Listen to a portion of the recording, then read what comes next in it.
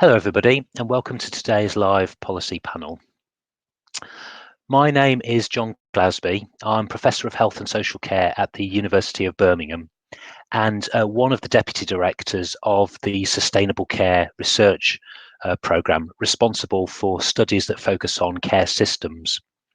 I'm also the UK Director of a new centre which has just started its work, Impact, which stands for Improving Adult Care Together.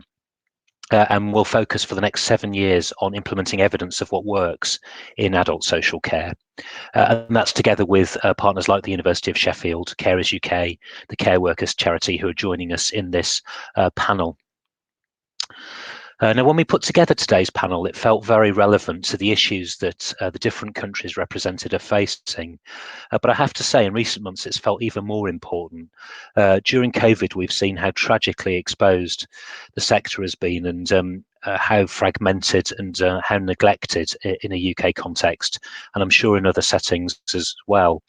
Lots of people that I speak to are talking about how things need to be different and how they need to be better in future, and how we need to learn some of the lessons of COVID to build a different and more sustainable social care system for the longer term.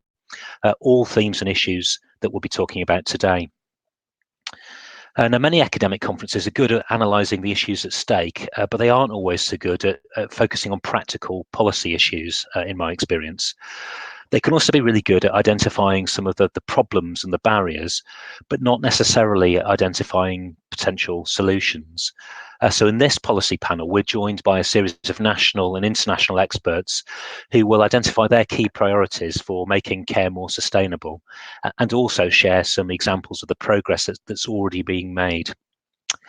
In a moment, I'll bring in our first speaker, Helen. But on the panel, we're joined by Helen Walker from Carers UK. We're joined by Karolina Gerlich from the Care Workers charity. We have Simon Bottery from the King's Fund.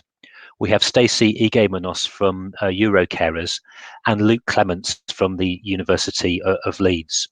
And each of those colleagues will talk in that order for about 10 minutes each, identifying their priorities for change and also identifying some promising developments or possible ways forward. In the meantime, though, please put plenty of questions, comments and observations in the chat function, and we'll pick these up in the subsequent discussion and debate after those 5 colleagues have finished speaking.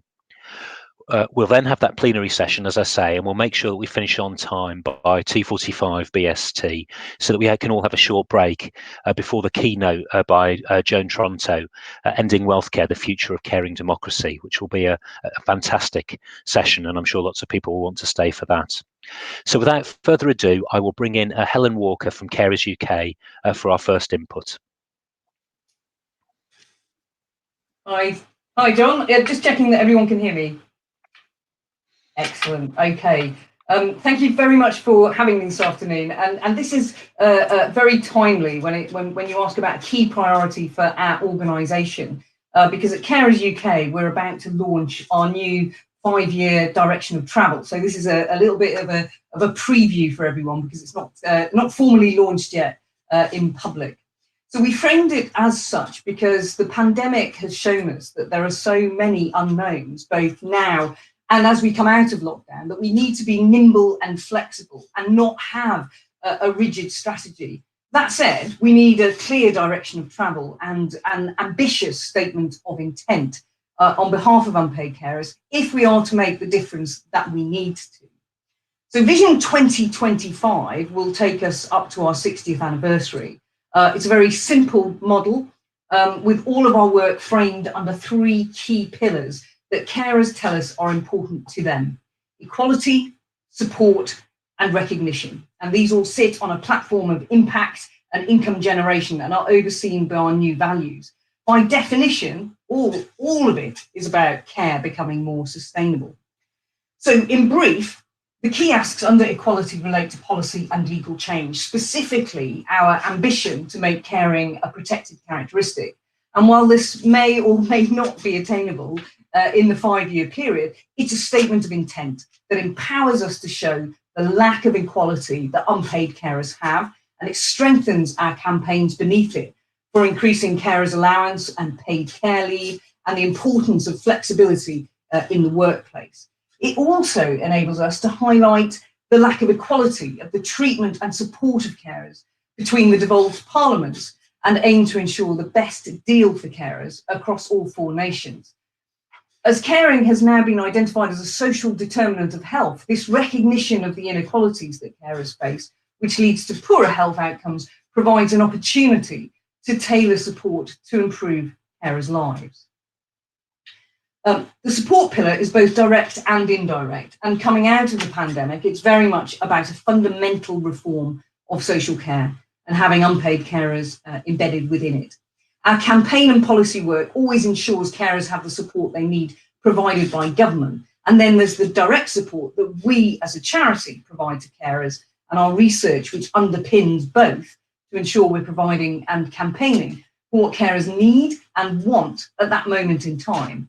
In addition, there's our indirect support through our various partnerships. Improved service provision, such as respite care, alongside the direct support that we as an organisation provide through the likes of Employers for Carers and our digital resources, the only national helpline for carers, and our digital peer-to-peer support sessions, Care for a Cuppa and Share and Learn. But if I had to choose one, which is kind of what I've been asked to do, one of our 3 pillars as a single priority, it would be recognition, because it works on so many different levels. We know on average that it takes 2 years to self-identify as a carer. We also know that during that time, their own health and well-being and financial stability suffers, that by putting their own needs last, their ability to care is also impacted. So in essence, early intervention is best, as it helps both the carer and the person they care for. But it shouldn't be down to the carer alone to self-identify. Recognition of the issue should be by society as a whole, so that it's seen as a fundamental of family and community life, as normal as parenting or childcare. Recognition by health and social care that carers provide 80% of support to older, sick or disabled people and need to be visible and valued at every level of their planning and delivery. Recognition by employers that supporting working carers is not a nice to do, but key to business benefits such as retention and productivity. And I'd be interested in whether those of you in the audience today, your employers are carer friendly, whether recognition is actually embedded in your organisations or institution. Our research is fundamental to and underpins the recognition pillar. It gives us the evidence for policy development and practical intervention, as well as painting a long-term picture of caring. By raising awareness of caring, the ultimate goal is for caring to be understood by individuals before it affects them personally. Which kind of brings me seamlessly to an example of progress already made, ideally one informed by research, which was the second part of the question that we were asked. So at Carers UK, all of our campaigning and influencing work is based on evidence, and always has been in the 56 years that we've been going. Some of that we do is collaboration with others, and of course, our work with sustainable care is a great example of that. Some we do ourselves, with State of Caring being our flagship annual survey, now 10 years old, and seen in the sector as being one of the best temperature tests, if you like, of the pressures facing carers. Having 10 years worth of data to compare, to see trends and to learn from has fundamentally altered what and how we campaign for change for carers. Many, though not all of those who complete the survey, are Carers UK members, and that collective voice also gives credibility to a true movement for change. We've also broken ground with some of our employer research and are in the brilliant position of being able to call on the growing numbers of our Employers for Carers members to contribute their experience of support for working carers. And most recently, I was really struck looking at best practice for carers during the pandemic. Companies were sharing their experiences and how they learned to be flexible and supportive of carers during this time, what things they put in place, and sharing it amongst other members. My question really is of how much of this good practice will continue beyond the pandemic. In terms of research-based progress, most recently, we've ensured carers were included in the NHS Long-Term Plan and NHS People Plan, building on our research findings over time in the State of Caring. And indeed, we worked with the NHS on their staff survey, with a staggering result, showing that 1/3 of staff are also an unpaid carer, as well as working within the NHS, underlining the importance of providing a carer-friendly environment within the NHS workforce, but also recognitions of carers in their work, the NHS being one of the only places you can guarantee a carer will walk through the door of with the person they care for at some point. So if that is the most carer-friendly environment, then surely we're onto a bit of a winner. Early in the pandemic, it became very clear that the lives of unpaid carers were already being impacted by the pandemic, and Carers UK responded by launching a survey for carers to share what they were experiencing in real time, gathering information that could be used to strengthen the case for what was needed to support carers and protect those they care for. The first report on the findings, Caring Behind Closed Doors, was produced and launched in April last year, and the findings showed how the majority of carers were providing more care than before, how the need for self-isolation or shielding combined with the closure of local services was affecting carers, and that many were facing difficulties accessing food and other supplies necessary for caring, increased costs on supplies and increased bills, and changing to working patterns for those who were juggling paid work and care. The picture painted was of an increasing pressure on carers, many of whom were providing substantial hours of care every week and were already frustrated, anxious, and exhausted. The report contained both short and long-term recommendations for the UK government, key public bodies, and others to implement, and many were acted upon as a result of the compelling evidence contained within the report.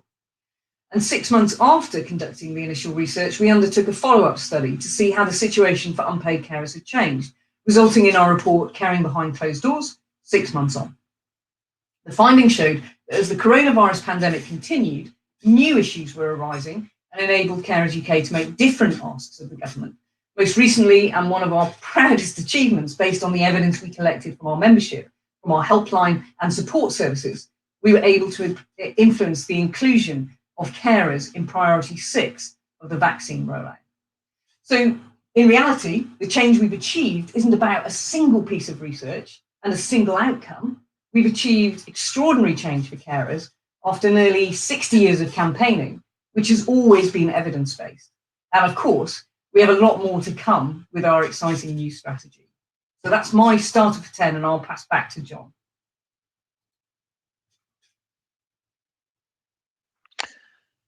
Helen, thank you very much indeed. I just wondered, while I still got you there, whether you could just say a little bit about the campaign to be for carers to be recognised as a protected characteristic.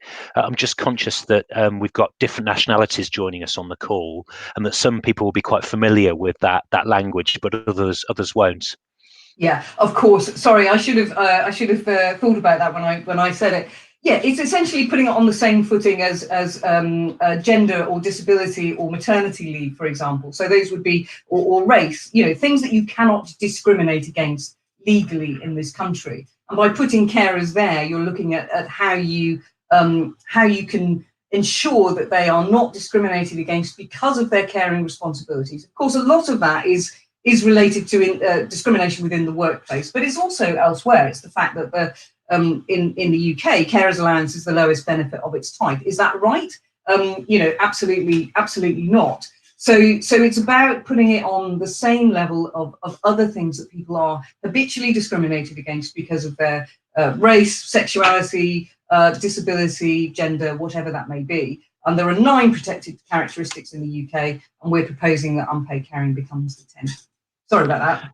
No, that's really helpful. Thank you. In a moment, I'll bring in our next speaker, Karolina, but just helpful to clarify for an international audience. And fantastic to hear that mix of campaigning, lived experience, research, and that kind of momentum and groundswell for change, as well as the expertise that comes from that wealth of experience and evidence. So, Helen, I know you'll be back to join us a little later when we're discussing in plenary, but thank you very much for starting off our panel.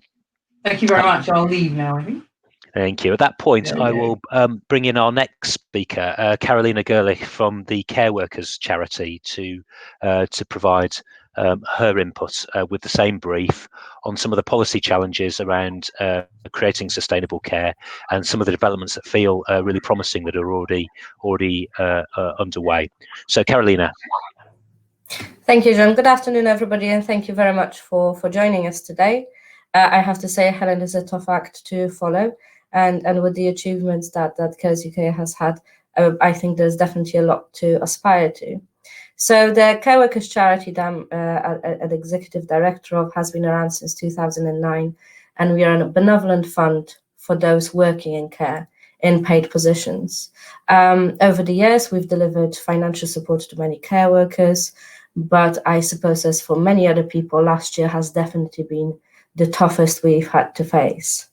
Care workers are continuously classified as a low-pay workforce by the Low Pay Commission and experience in-work poverty for various reasons, some of them being expensive housing or rather lack of affordable housing, average pay being only around the national minimum wage, and obviously a lack of recognition, respect and funding for the social care sector. In the last 12 months, we've made extra effort to raise additional funds for care workers that's had to face additional difficulties due to the COVID-19 pandemic. Due to the generosity of the public and funders, we've been able to pay out over £2.2 million to over 3,000 care workers. In a way, this is very heartbreaking that so many people who spend every day trying their best and doing great work, supporting well-being of others, need that kind of support. I personally strongly believe that if a care worker is there working, supporting people, they really shouldn't have to worry about covering their basic bills or whether they'll be able to afford food for their children. Unfortunately, that's the situation that many care workers face, and we at the charity try our best to support those in need. As of February, we have also launched another grant stream that supports mental health well-being of people, where eligible care workers can apply for up to 10 hours of one-to-one therapy. So that just gives you an idea of what at the charity we do. On top of that, we do a lot of campaigning around respect, recognition, funding for social care and care workers themselves. I think, John, to talk about priorities, it's always very difficult, but I suppose what Helen has said already speaks about the paid workforce as well, and that number one priority should be recognition. And for paid social care workforce, that recognition needs to come in many different forms. First of all, in increased pay, because it really is unacceptable that people who spend their lives supporting others get paid so little.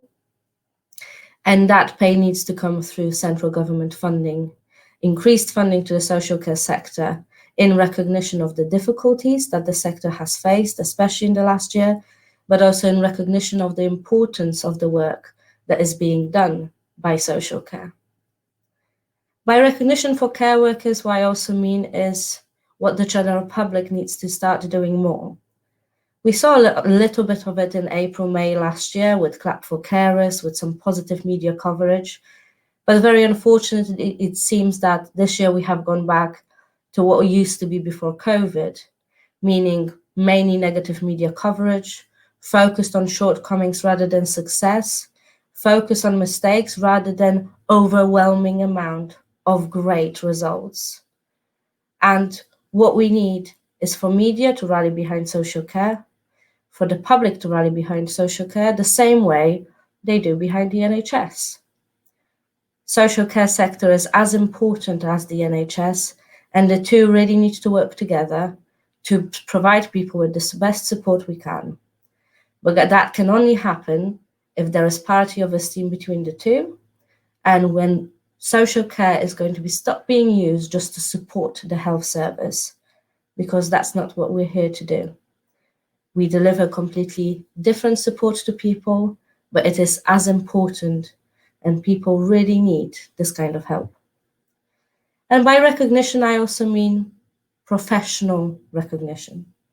Care workers finally need to be recognized as skilled, valued professionals. We need to say it out loud that not everybody should work in social care, that it takes very special characteristics of a person to be a great care worker.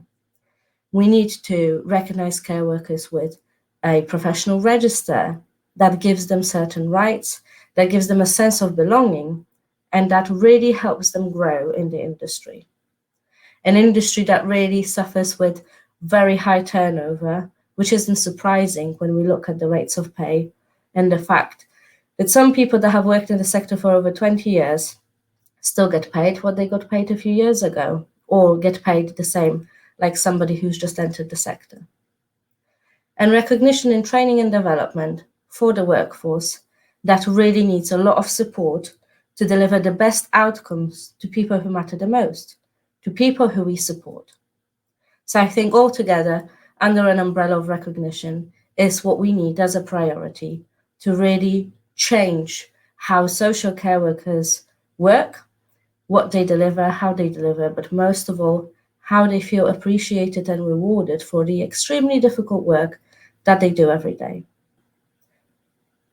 You mentioned hopeful things that have already happened, John, and I have to say at times that's very difficult to think about or even see if any have been forthcoming. It depends on the day and what's in the media, I suppose.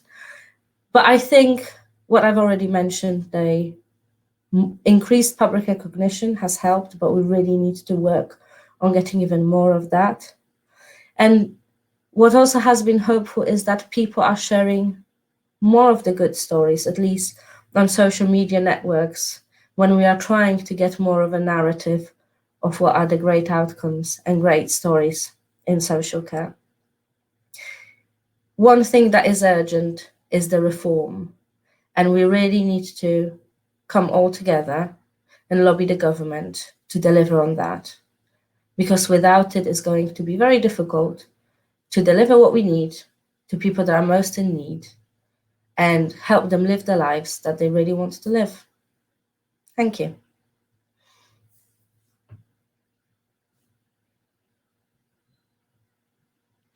Thank you very much, Karolina. And it was really interesting, actually, that you picked up on a similar theme to Helen, that in spite of the pandemic, there'd been a number of positive developments or lessons that we'd learned, the growing recognition for care workers that you mentioned, for example, but real concerns that we might struggle to hold on to some of those gains and some of those lessons with those negative media stories reasserting themselves as well. And I wonder whether the extent to which we're able to hold on to and sustain lessons from the pandemic, or the extent to which the system reverts back to previous ways of doing things, is something that will be a theme throughout a number of the sessions today.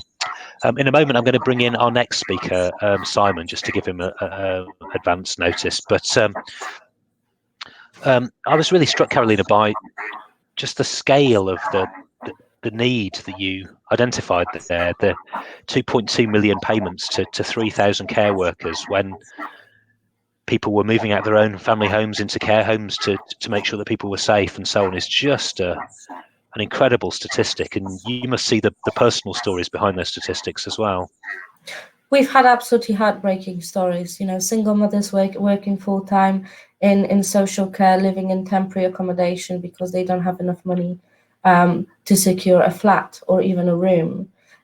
Care workers contacting us because they're worried whether they'll have enough money to put food on the table for their children, or not being able to pay basic bills. This is the basics that many of us take for granted, that people who are working full time, supporting others, are not being able to secure. And that really is a big problem. One thing that I always say is that we really should not expect care workers in a way to deliver social care with respect and dignity, because there is that expectation. If they don't receive that themselves, if we continue beating down the workforce without the recognition, pay, respect, everything that they deserve and they need, we really need to rethink how we approach that. Thank you, Karolina. Really powerful and really important for us to hear. I'll hand over now to our next speaker, Simon Bottery from the King's Fund. Thanks very much, John. So I think you wanted me to talk a little bit about a sort of major challenge facing the system, or something that we think needs to change, and then a little bit about something that actually probably is working well already, and something we should be perhaps proud of. So I wanted to do some basics really, and look at the basics around eligibility, by which I mean who's entitled to receive state-funded adult social care in England, and argue that this needs to fundamentally change, because at the moment the system essentially means that only people with the very highest needs and the lowest assets will be entitled to state-funded care. In fact, when I present to our King's Fund Health and Care Explained event, I draw an analogy that essentially if you want to receive state-funded adult social care, you need to be both a pole vaulter and a limbo dancer. A pole vaulter because you've got to get over a needs barrier which is set very high indeed. You've got to have higher needs than that very high barrier, and a limbo dancer because you've got to have assets that get you below the assets bar. You've got to have assets below 23,250. So we make it very difficult for people to be entitled to publicly funded adult social care, and I think that's a fundamental problem. It's unfair because so few people do get access, but also I think it means that because relatively few people use adult social care, it somehow makes the system more remote. It's a system that we've got less familiarity with, we don't expect to have access to, or even if we do, we won't get it. So there's this question, it's sort of others users of adult social care. So what I think we need to do is, first of all, we need to look at why has the eligibility, why is it so low, and why have we tightened it? And basically we've done a couple of things. Over the last decade, we've not been increasing the financial thresholds in line with inflation. So each year, people who should be entitled to funded social care don't get it because those thresholds aren't going up. And in fact, if they were going up, they should now be around over £30,000 rather than 23,250, somewhere in the region of £30,000 rather than 23,250. But it's also happened because the needs test that local authorities apply has in effect become tighter. The national guidelines haven't changed, but local authority have got less money, and because they've got less money, in reality they have rationed care. They've made it more difficult to access care. So you've got these two trends underway, one of which is that financial thresholds haven't changed, and the second of which is local authorities don't have the money they think they need in order to deliver the care that they need. And so as a result, fewer people are accessing long-term care, and the really big losers have been older people. Over the last sort of 5 years or so, the number of people, older people accessing long-term care has gone down from something like 587,000 to 548,000, so a very big fall. And this is despite a big increase in the older population itself. There are more older people with needs. So what we've seen is this tightening, particularly for older people, and particularly for long-term care.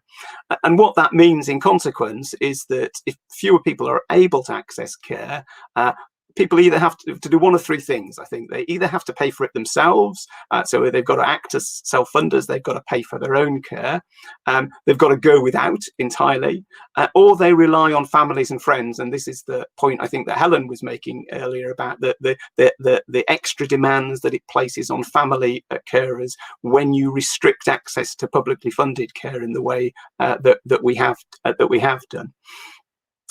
So by restricting it, we create these knock-on effects and impacts on individuals. So I think that's an unfair thing to do. I think we ought to be looking at broader eligibility and more people entitled to care. And I say, I think it also means that if more people have access to care, it means that care is something that people are familiar with and they feel is part of their lives or part of their entitlement. And I'm very struck by the experience in Japan, where they had a similar issue about trying to get reform for a very long period of time. And one of the ways that they managed to bring reform in was by broadening eligibility. So essentially saying to people, look, you are going to have to pay more money, you're going to have to contribute towards care, but you're going to get something in return. You will be entitled to something. And it seems to me that broadening eligibility, making sure that people do feel that they're part of the system, they can get something out of it, is a really important way, or a potentially very important way, of helping them, all of us actually, to acknowledge that we're going to have to put something more into the system in the way of funding. So eligibility, I think, is the big challenge, and the one that we absolutely have to tackle, along with workforce and carers and quality and a whole range of things. But in terms of something that we do well, or we could build on it, I think, I talked about the fact that long-term support for older people has fallen over that period, and overall has fallen. But we have seen small increases in the amount of short-term care to maximise independence that people receive. And I think that is potentially very important. I don't think those increases are anything like big enough, but they do strike me as building on a model of care that we know works. Reablement, if you look at reablement in particular, the evidence seems to be fairly clear on this. It is more expensive generally, but it's also proven to be effective in that people gain mobility and gain independence, regain independence when they receive reablement type services. And it's also, there's quite a lot of evidence that it's cost effective, so that although it is a bit more expensive, that certainly over the first year, and some of the evidence says, beyond that, shows that it reduces the demand on care that people have once they've received it, so particularly in terms of home care receipt. So it seems to me that reablement, that effort to help people regain independence and get back on with their lives, which actually fundamentally is something that we would want from care ourselves, isn't it? That reablement is a positive, and if we could build on that. At the moment, something like there's only about half of the capacity for reablement and other intermediate type care services that we need and could potentially use. But if we could build on that, experience, build on that ability to help people regain independence, and really see reablement, I think, as the normal model for care, a normal way of going about delivering adult social care. It seems to me that we would have the basis of the reform that we need, because the reform is not simply about eligibility, although that's critical, but it's also going to have to involve changes in the type of care we deliver and the way that we deliver care. So overall, I would say let's improve eligibility because it's gotten worse, and let's look at using what we've learned about reablement and the positive elements of reablement as the basis for moving forward.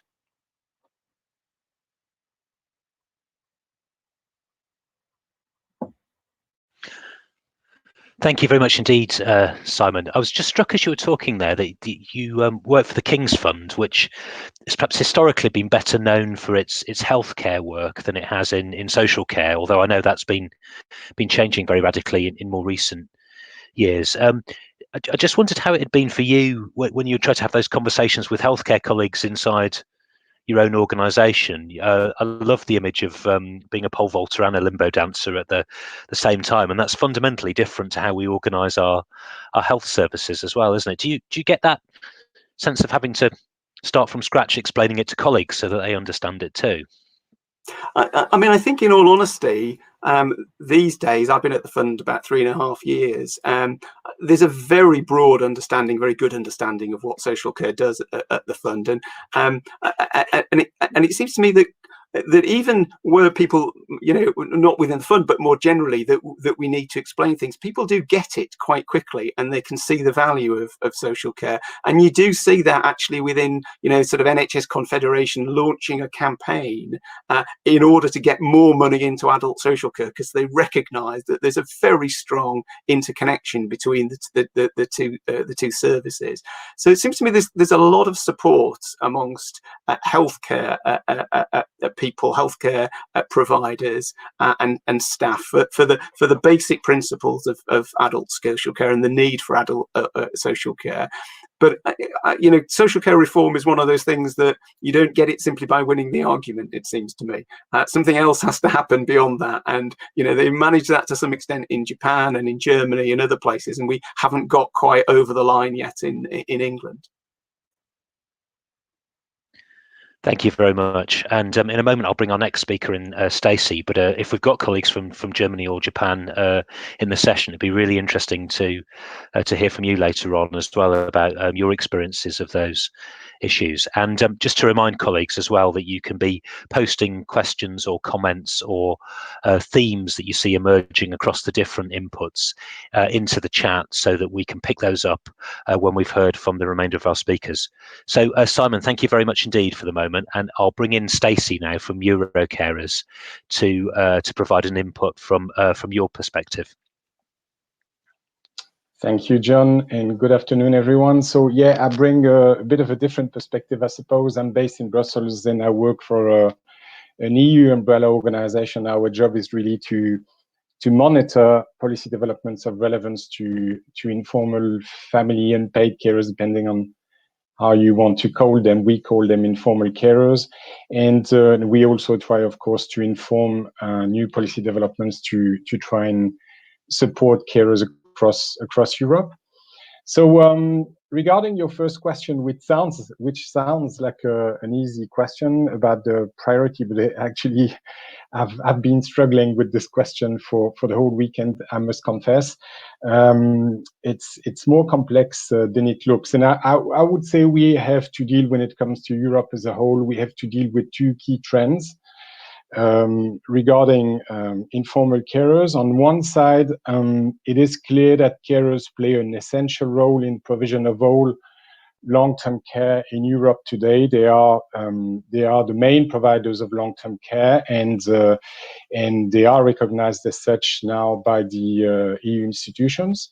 And they're also irreplaceable. So there's also quite a lot of data and research now showing that from an economic perspective, it is just impossible to replace informal carers altogether.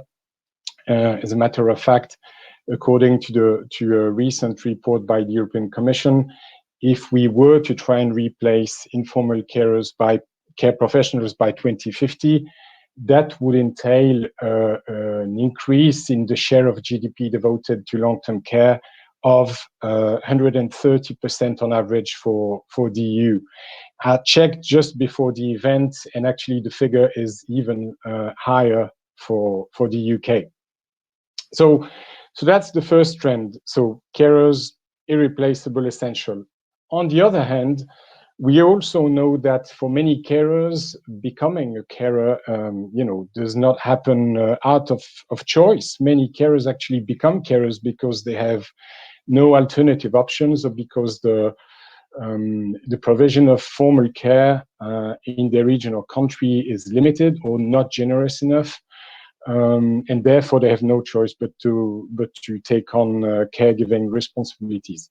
And we also know that when that happens, and when no adequate support is available, then the negative impact of caregiving may be extremely severe on carers themselves, in terms of access to good quality employment, full-time employment, in terms of access to education when it comes to young carers, but also, as Helen mentioned, in terms of the impact of caregiving on the health of carers themselves. So again, just to illustrate this, the prevalence of mental health issues for non-working carers is 20% higher than it is for non-carers. So that means that without adequate support, carers run the risk of becoming patients themselves, and obviously Europe cannot afford that. Now, a quick point about COVID, because obviously COVID has done nothing but exacerbate all of those issues. We are ourselves in the process of completing an EU-wide survey on the impact of COVID on carers. The final report should be published, we hope, in the coming days. and it is clear that that carers, again, a bit along the line of what along the lines of what Helen mentioned for the UK context, carers are more isolated than before. They are and remain in first line during the pandemic. The impact on their health and well-being is huge in terms of their ability to maintain a good level of a good social life, a good professional life, work-life balance. All of that is proven extremely challenging, and therefore cannot be ignored anymore, we think. So in a way, you know, the COVID crisis provides both opportunities and challenges. On the one hand, it clearly emphasizes the limitations and inconsistencies of the long-term care models that are prevailing in Europe, as well as the crucial role played by carers. And hopefully that may, let's say, stimulate the much-awaited reforms in the field of care services across Europe, but also in terms of the recognition of informal carers. But on the other hand, we see many governments, you know, tendency to over-rely on carers, despite the absence of or inadequacy of support measures in place to support them. So there's a bit of a tendency to shift over more and more responsibilities to families, friends, neighbors, and that's something obviously we try and stop or at least prevent. So the main priority, coming back to your question, John, is difficult to identify in the sense that it is about you know, trying to strike a balance really between formal and informal care, you know, because the two go hand in hand. And if I was to take another image, I also like the image of the pole vaulter and limbo dancer. The image we like to use is if you consider informal care as a cherry on top of a cake, and the cake being formal care, and if you consider that the two are essential, well, as it stands, the cherry is bigger than the cake, and that needs to change, and that's what we are trying to change in partnership with the European institutions and a long list of stakeholders across Europe, not least obviously our membership, including Carers UK. So difficult for me to try and pinpoint one priority. What we need really is a strategy, you know, a comprehensive approach, which focuses on different policy areas. Obviously, care is the starting point, the care sector, but work-life balance, gender equality, youth issues, education, recognition of skills, training, all of these areas are as important from our perspective. Having said that, I try to identify one priority, and I would say that all of the developments, and I'll come to that in a second, we have observed in the last few years, and a lot of things have happened in fairness when it comes to care and caring the last few years, positive things. They all tend to be rooted in this idea that care is a barrier to productivity. So somehow caregiving is approached in this productivist equation, and so that probably is something we should maybe explore a bit, you know, a bit further.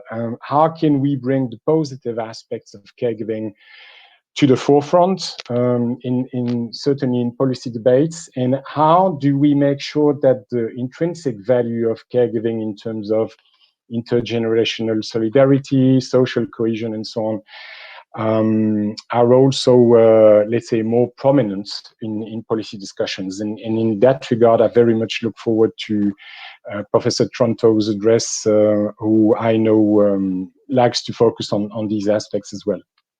Now, coming to the second part of the question, which is about the examples of progress, There, I must confess, I could mention many different things.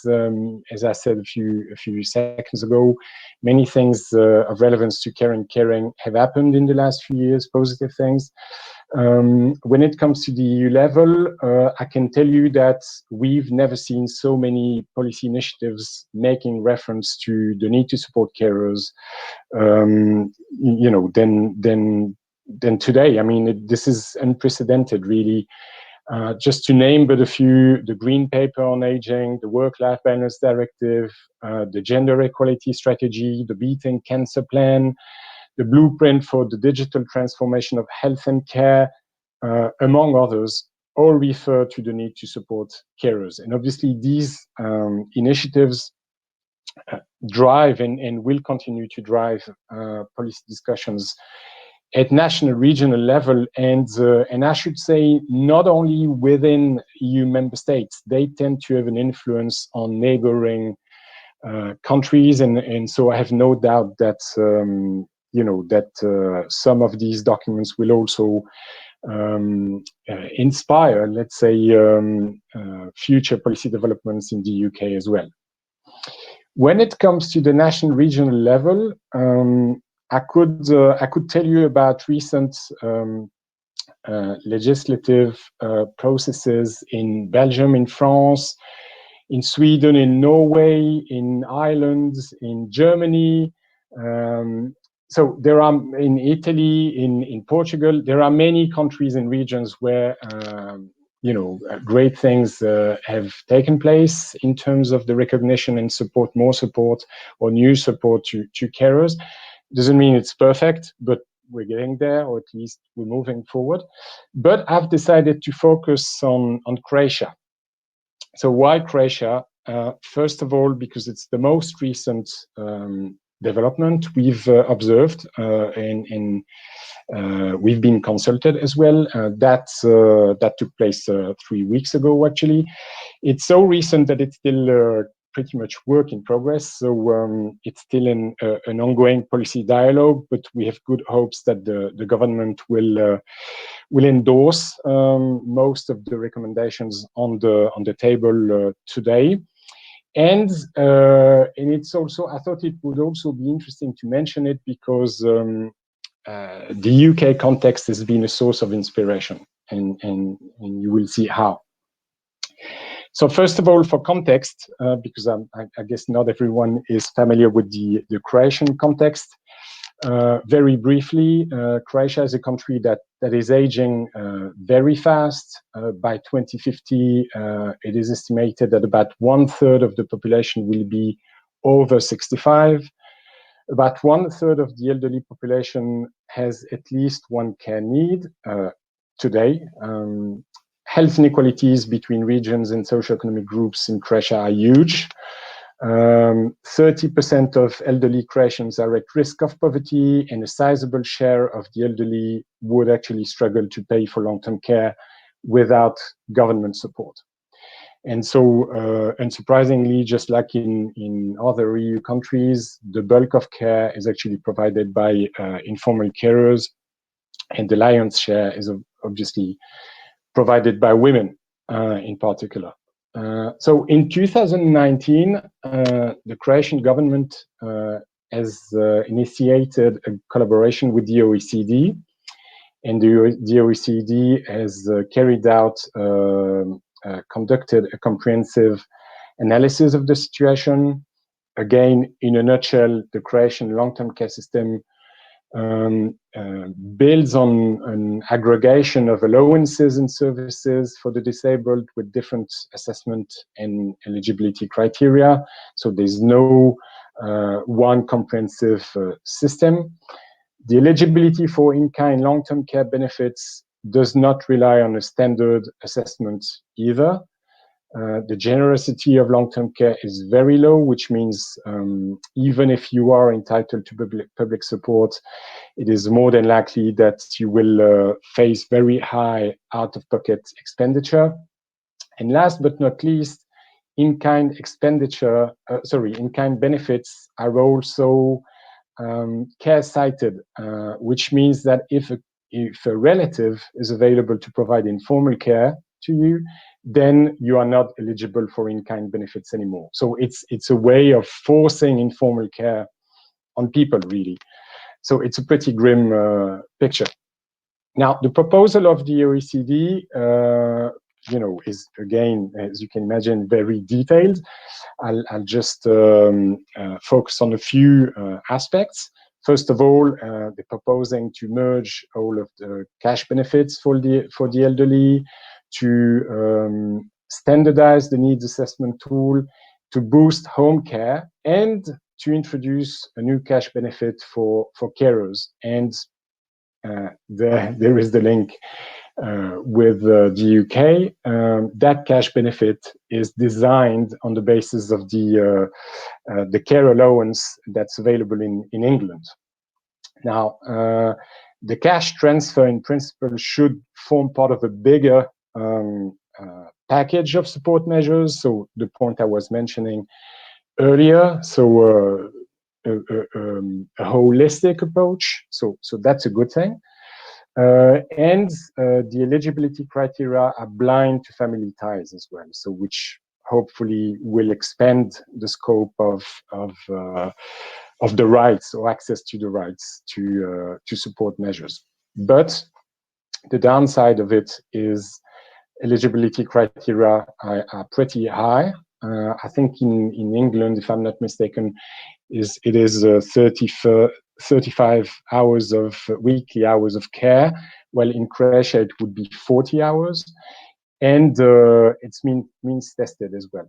So to conclude there, the positive aspect is more recognition for carers and more support for carers, the introduction of choice in the equation, which is great, obviously, but the negative aspect is very strict eligibility criteria, and probably many carers will remain in the dark, in a form of, in a way, formalization or professionalization of informal care.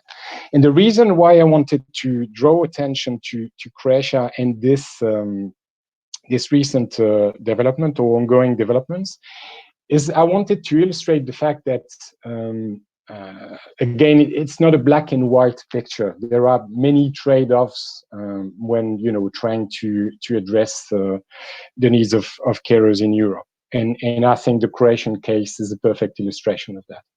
I'll stop there. Thanks a million for your attention. Thanks very much, Stecy. That's really helpful to get such a broad and comprehensive overview, and to hear about something that's unfolding as we speak. That's really so current. I was also really interested in how different systems learn and borrow and inspire each other as well, actually, and the transfer of ideas. In a moment, I'll bring our final speaker, Luke Clements, in to join. But just a reminder to everyone to keep questions coming in the chat for the plenary discussion. I've noticed a couple from Nora Keating, from Sue Yendall, and from Catherine Needham, and we'll come to all of those in a moment. But Stecy, thank you very much indeed, and I'll hand over to Luke for our final input.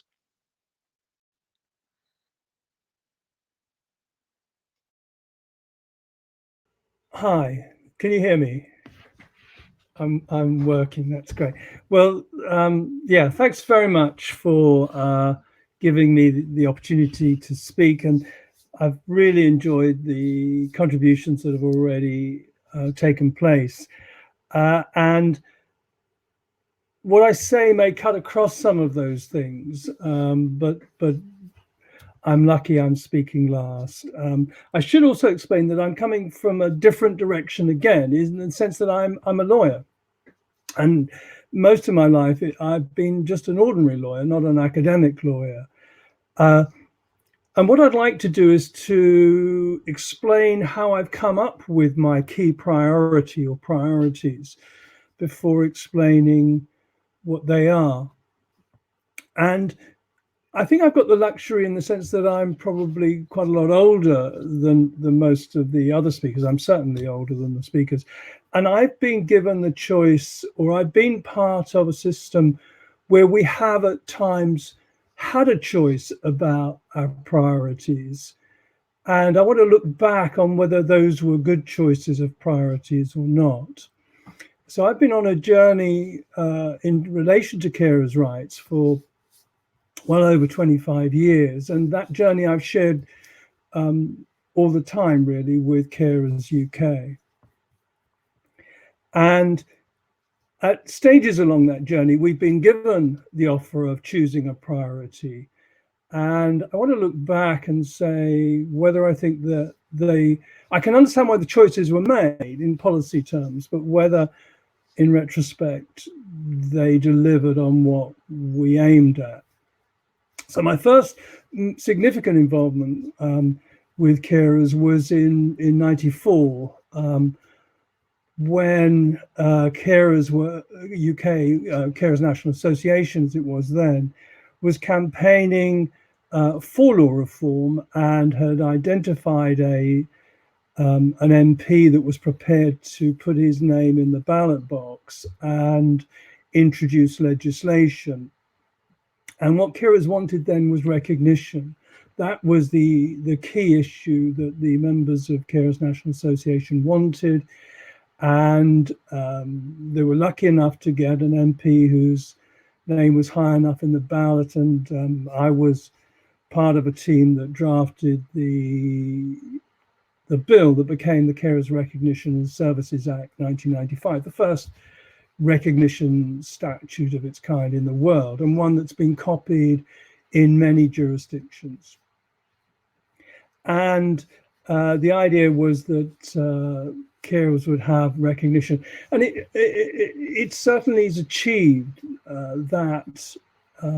It's put carers on the map. There are countless research projects concerning carers. Every local authority will have a carers section. Has that materially advanced the well-being of carers? I don't know that one could say conclusively it has. So I think that carers, and I'm going to come back to recognition, I think carers recognition is a difficult issue. Legally, it's an extremely difficult issue, defining carers. So as I say, I'll come back about whether I think recognition works. I personally don't think it works. In 2003, 2004, another MP got his name taken out of the ballot, the private member's ballot, Hal Francis, and he then wanted another bill, and Carers UK and with me as part of a big team sat down and decided, what do we want? And then it was, the big idea, I think, was equal opportunities, non-discrimination, and we drafted a bill that then became the Carers Equal Opportunities Act 2004. And although the grand ambition of giving carers a protected status, we wanted to amend the Disability Discrimination Act, didn't come about. That idea germinated, and in 2008 there was a major court case in the European Court of Justice called Coleman and Attridge Law, where the court did accept the principle that carers could be discriminated. They weren't a protected status category, but they could, in certain situations, be protected under the European non-discrimination legislation. I've recently done some research on that. I've written about that, showing that law, that decision in Attridge, Coleman and Attridge Law, has hardly had any impact whatsoever in Germany, France, Spain, Italy, and the UK.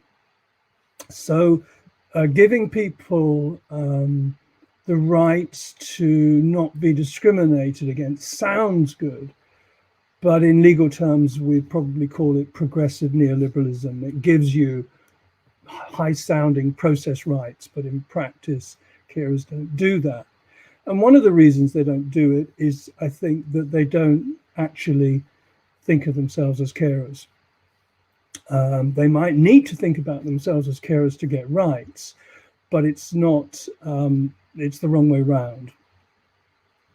And then I was the special advisor to the Parliamentary Select Committee that considered the bill that became the Care Act. And the Care Act is a major piece of legislation which gives carers in the UK, in England, the same rights effectively to support as disabled people. It's an excellent act in most respects. Has the Care Act made significant benefits for carers since it came into force in 2015? And all the research shows it hasn't. So getting rights to support in law doesn't seem to work either.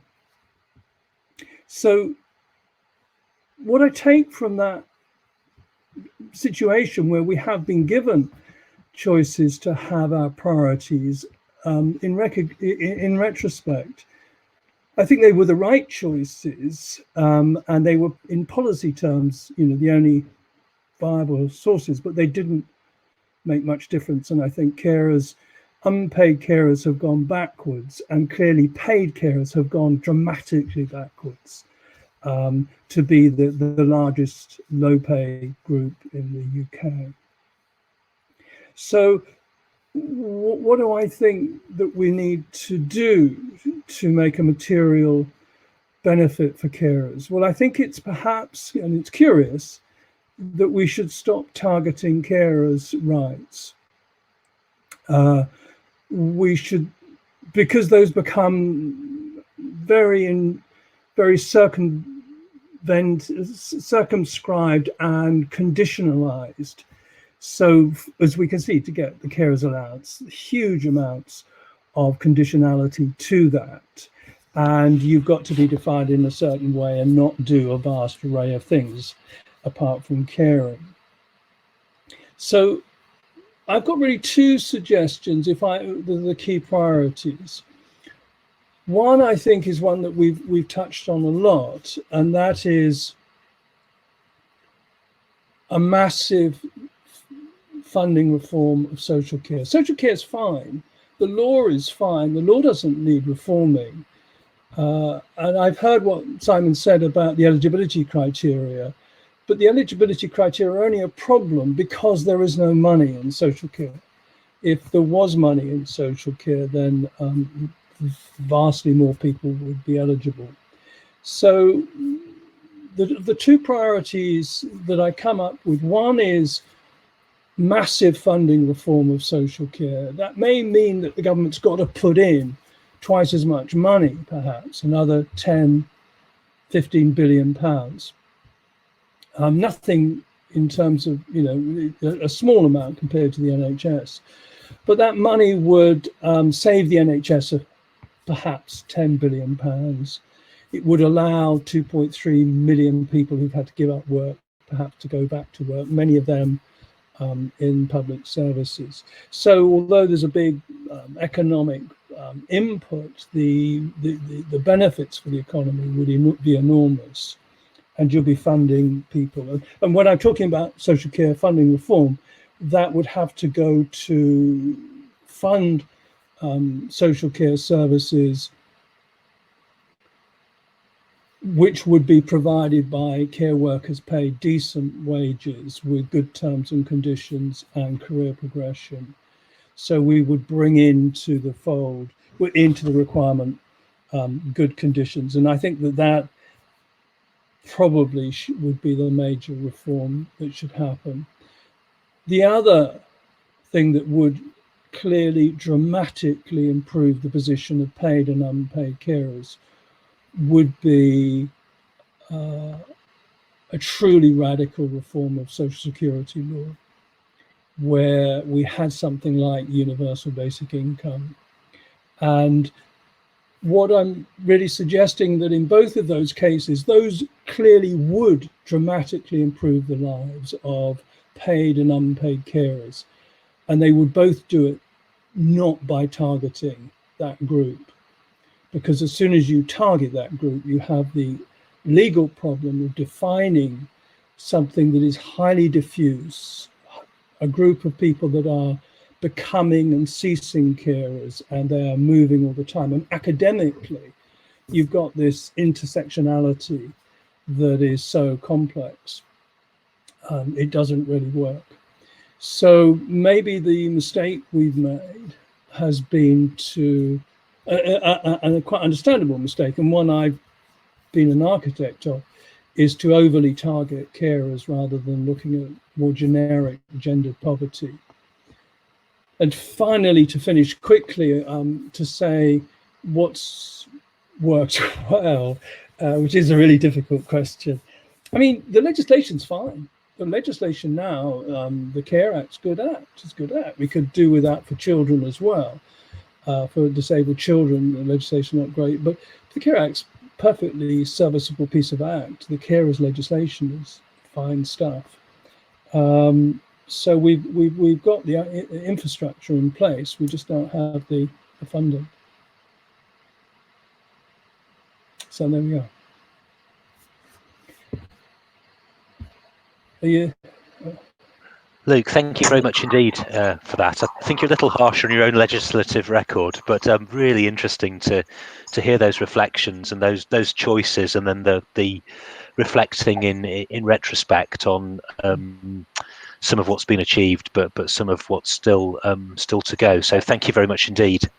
I'm going to move us now straight into the questions, if that's okay. And if there are further questions, then please add those to the chat. And a reminder that we'll finish at 2:45, so that we got a chance for a short break before Joan Tronto's plenary as well. But I think the first question that I saw, which I'm going to hand to Helen, was from Nora Keating. Nora's sensing from Canada was that in many jurisdictions, recognition of carers is seen as an endpoint rather than as a call for action. And just wondering what Helen would say to organisations like Carers Canada about strategies towards action on supporting carers. Thanks, John. Yeah, I've been having a little think about this, and I know that we've worked with our colleagues in Canada, not just through IACO, but also through Sustainable Care. So they probably know more than I do. But I think what's critical is to see our work as part of a movement for change, sort of nationally and internationally, but obviously recognising the different challenges that we face in terms of our health and social care systems and the political systems. But there is, there are very similar challenges faced by carers globally: the lack of recognition, isolation, emotional and physical, financial, poor physical, emotional and financial health. So I think you're right to say that recognition can sometimes be seen as an end in itself. In reality, I think it's got to be the start of the journey to achieve real change for carers at every level.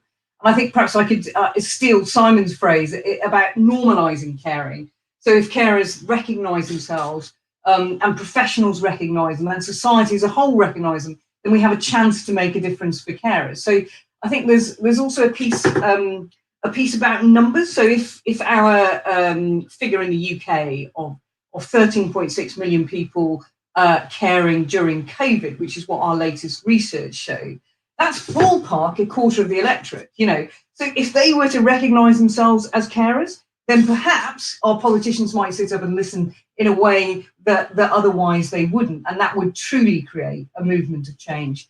So I think there's recognition in so many different areas, and that's why I see that as as a fundamental kind of pillar in the way that we as an organisation have set out our strategy for the next sort of 5 years. And I take Luke's point. Obviously, he doesn't think that necessarily legislation is the way forward, but I think sometimes by stating that ambition, say, for example, the protected characteristic, it creates a conversation underneath it that enables you to look at equality and enables you to help people to self-recognise and help society to recognise carers.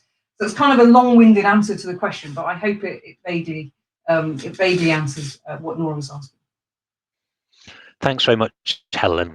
We've got a question as well from Sue Yendel, who really liked Simon's comment about normalising reablement, and just wondered what else we should be normalising in a reformed care system. So I'll come to Simon first on this to see if he's got some additional thoughts, and then I'll bring Karolina in as well. Yeah, I think we have to normalise personalisation, don't we? So Luke was talking about the Care Act and the principles of the Care Act, and one of the principles in that was a huge focus on sort of choice and control, personalisation. And if I could choose one measure, if we look at personal budgets as a marker of the extent to which care is truly personalised, and for people outside the England, personal budgets and particularly direct payments mean that people, recipients of care, can have the money to buy the services they want rather than rely on services being provided for them.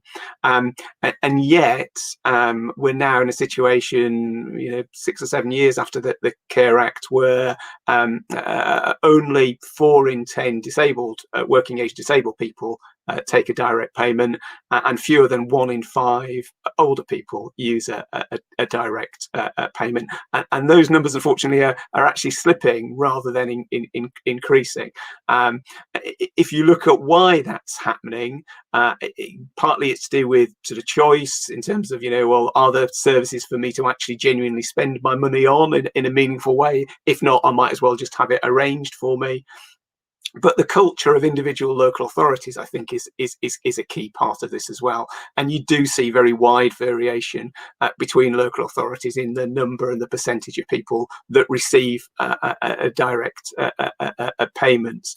And you also hear an awful lot from people who do use them that although they may have a direct payment in name, in some places the way those payments are policed is just so over the top stringent that the principle that people have choice and control is sort of being stripped away, really, and that they're required to sort of account for every penny in a particular sort of fashion. So, if we don't get personalisation, and I've used that measure of direct payments, we don't get that right, then really, we're spending money, which, yes, of course it has benefit, but we're not remotely getting the value that we could be getting it, and the people that use services aren't getting the value that they could get from it. Thanks, Simon. I'll bring Karolina in a moment as well. It was just really interesting what you were saying about the kind of cultural change that's needed, if you like, to make some of what exists on paper real. And I was running a training session for some social workers in a local authority the other day, and talking about direct payments. And one of them said, "Oh, well, it's very countercultural, and it always takes some time for new ways of working to catch on. So don't expect too much too soon." And I had to say, look, we formally introduced direct payments in the 1996 Community Care Direct Payments Act, and actually many local authorities were making them before we had that legislation. The idea that this is new as a way of working is just really interesting, and yet that's how those workers had interpreted it. This was a new way of working that was sort of in addition to previous ways of working, with a piece of legislation that we passed in 1996. I guess going back to what Luke was saying about maybe those legal frameworks get us so far, but only so far. Just really interesting. Thank you. Karolina, did you have any thoughts? Are there things that you would like to see normalised as part of a reform system? Yeah, I think there are 2 main things that we need to normalise. First of all, we need to talk about care more as a relationship-centred care rather than person-centred care, because in that way we bring everybody involved and make sure that everybody gets what they need to support the person, and that most of all the person that is getting the support really get what they need at the best level. And again, IDEA has been around for a very, very long time, and it shouldn't be discussed as an innovative approach, but it still unfortunately is, and we really need to get on board with relationship-centered care. The second thing that I would mention is that what we need to normalize is training and development of social care workforce. To steal a story from Nadra Ahmed from the National Care Association, in which she had a care home in the 80s, she said they wouldn't accept anybody that was incontinent, and people used to drive into the care home that they were in a car. That was the level of care being delivered in care homes then. when you look at what we're delivering in care right now, and in terms of clinical responsibility, whether it's in care homes, whether it is in home care, and in my own experience, I have worked with people who needed support around, PEG feeds, ventilators, catheters, etc. We really need to normalize the fact that care workers do it day in, day out. They need support and training to do it to the best of their ability, to provide people with the best support we can do. Thanks, Karolina. And we've got another question from Catherine Needham, who said, well, look, can we discuss care policy reform without discussing housing? And in her view, appropriate housing seems so crucial to ageing well and also to reducing pressure and isolation for carers. Stecy, I'll bring in to answer that first, and then I wonder whether Luke has a view on the link to housing as well afterwards. So Stecy, first of all. Thank you. I think this is a great question and another great example of how the future of caring in Europe does not boil down to the way care systems are structured and funded. Obviously, this is a central part, but I mean, goes without beyond that. And housing is certainly a key aspect of it. Obviously, we know that our living environments have a huge impact on our health and well-being, and yet we see that there's still a huge gap in terms of the building stock when it comes to adaptation to age-friendly environments and the aging in place kind of perspective. And I'm happy to report that actually we've explored those topics as part of an EU project which concluded very recently. The project is called Homes for Life. So the 4 is a numerical 4, Homes for Life, and you can access all of the deliverables through homesforlife.eu. I'm happy to send the link or share through the chat. And Homes for Life actually has produced a certification scheme about age-friendly housing from the perspective of end users, obviously, to try and drive the market for the future, because we also see that new buildings still do not take into consideration the needs of old people and home care. And so if we don't tick that box, I'm afraid obviously that will generate even more pressure on carers and lead to more institutional care in the future. So certainly housing is a big piece of the puzzle. Thanks, Stecy, and thanks for the mention of that report as well. That sounds really helpful. I'll just bring Luke in to see if you had any thoughts as well about the connection between some of the debates we're having around care and the importance of housing as well. So Luke.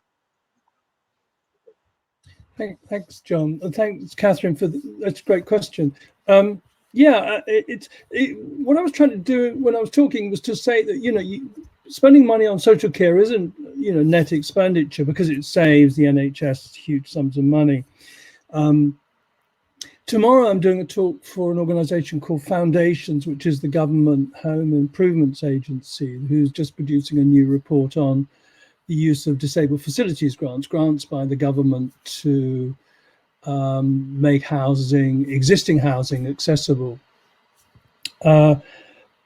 We did research at Leeds in 2017 that showed that for children, if you spent, for every £1,000 you spend on the disabled facilities grant, every £1,000 a housing department spends on a disabled facilities grant, it saves social services 5,000.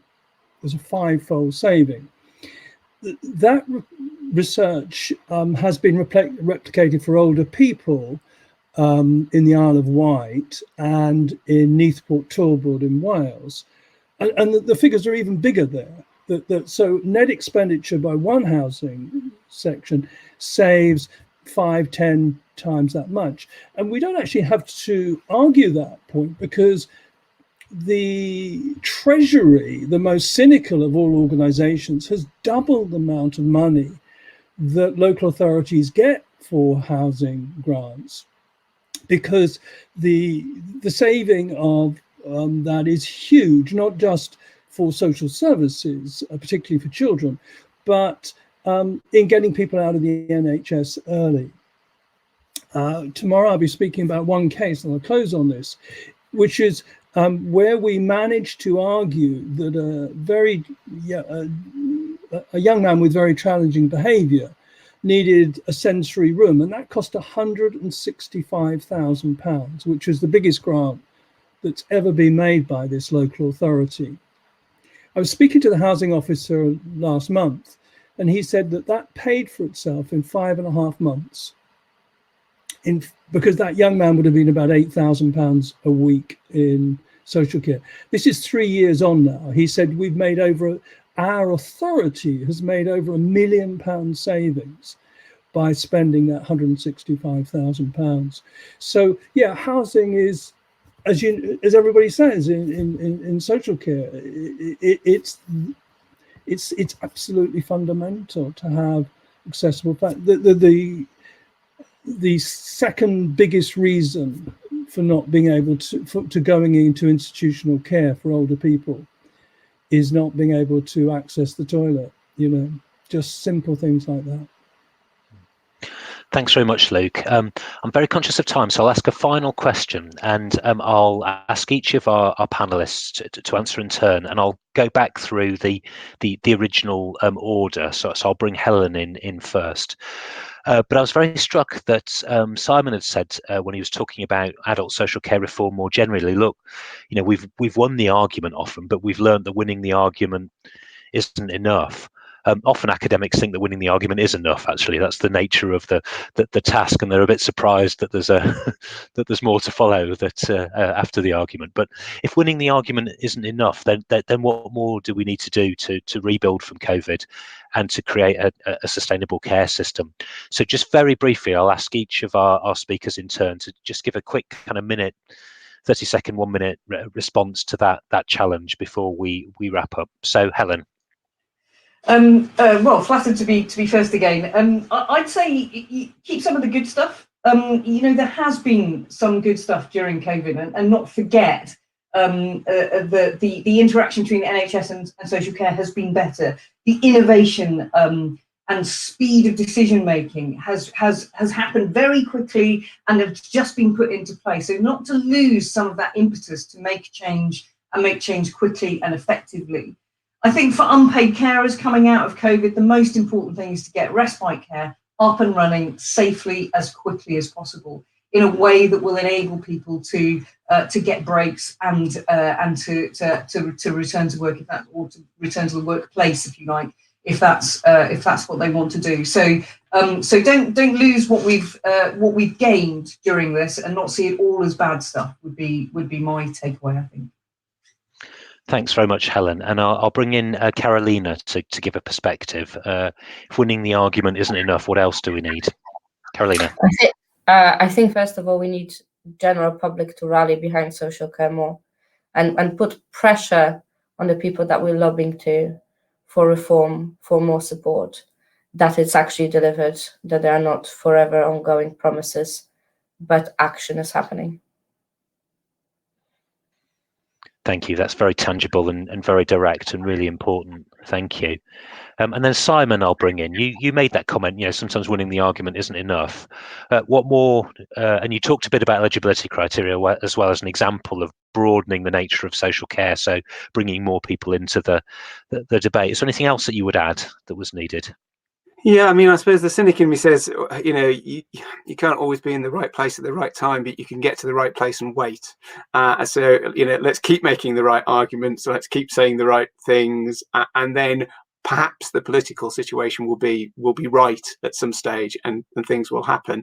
I also think there's a responsibility as an all to be able to sort of compromise a bit on this. I like lots of people, I've seen really quite interesting social care reforms shot down in flames by people from, usually in a political campaign and a political perspective, and it's turned social care into this into this incredibly difficult subject to touch. Someone said the other day, I think it was Damien Green said, the reason no one's grasped the nettle is because you get stung, and we're sometimes part of the organisations that sting, to be honest. So being trying to think this is taking a slightly longer term perspective, compromising a little bit, and accepting that we're not going to get everything that we all want, in the first year of reform. I think perhaps those sorts of things. That's really helpful and really sound advice. Thank you very much indeed. And I'll bring in Stecy. If winning the argument isn't always enough, what else do we need in order to build a more sustainable social care system? Thank you. Well, first of all, I'd say that we've managed to win the argument with some of the relevant policymakers, but not all of them. So arguably, we've managed to convince, ministries in charge of health and care. But what about employment, again, gender equality, youth, and so on? So there's a long list of people we can still convince.